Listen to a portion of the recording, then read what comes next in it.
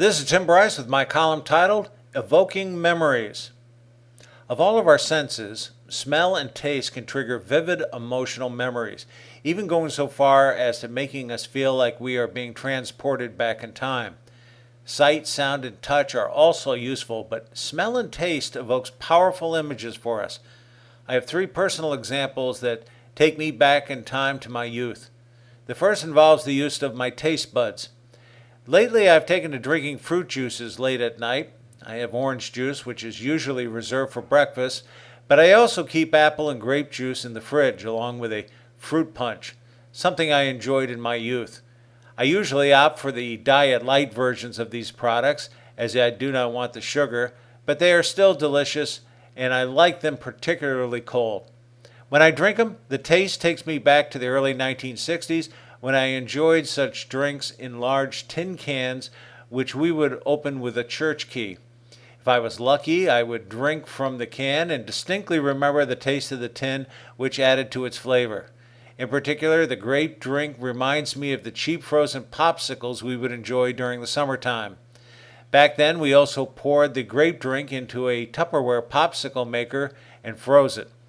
When I consume these drinks today, I am transported back for a few scant seconds where I enjoyed such heavenly drinks.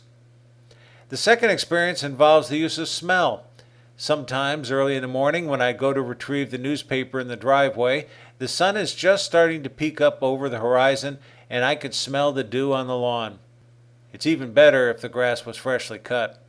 It's at this moment when I return to my elementary school in Connecticut where I used to ride my old reliable J.C. Higgins bicycle early to school so my friends and I could play a couple of innings of baseball before the first bell.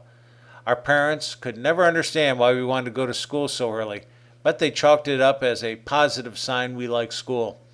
Actually, it was all about baseball. As I smell the morning today, I vividly remember what route I would take to school, how fast I would go on my bike, ever mindful not to let my books and baseball mitt pop out of my front basket. The third experience also involves smell. You've heard me talk about fly fishing excursions in the past, particularly in North Carolina. There is something inspirational about working a stream, something rather peaceful and therapeutic. In my case, when I enter a babbling brook, I am again transported back to the Connecticut of my youth, where we would fish in streams with simple rods and reels, using stringers to secure our catches, and how to clean the fish afterwards. Near to the streams would be fruit trees, and we would enjoy apples and peaches. We spent a lot of time in the streams, fishing and swimming, and building forts along the way to stay out of our parents' eyes. It was a glorious time. Our sense of smell and taste are powerful and a link to our past. It reminds us of the kitchens of our grandparents, certain restaurants, and of events in the past, small or epochal. It's evoked by such simple things as aftershave lotion, burning leaves, pipe tobacco, cooking with charcoal briquettes, bacon, burned toast, and so on. And suddenly we are transported back to our youth.